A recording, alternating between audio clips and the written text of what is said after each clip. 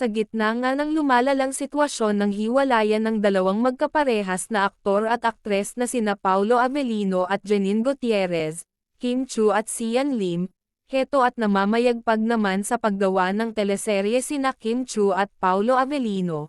Katatapos nga lang ng kanilang serye na Linlang, may bago na naman silang pagtatambalan at ito nga ay ang adaptation ng Korean novela na What's Wrong with Secretary Kim. Ayon daw sa mga tagahanga ni Kim, masaya sila sa nangyayari dito upang di niya maisip ang nangyaring hiwalayan nila ni Sian. Natuwa din daw ang mga tagahanga ng Kim Pao kasi mapapanood ulit nila ang kanilang tambalan.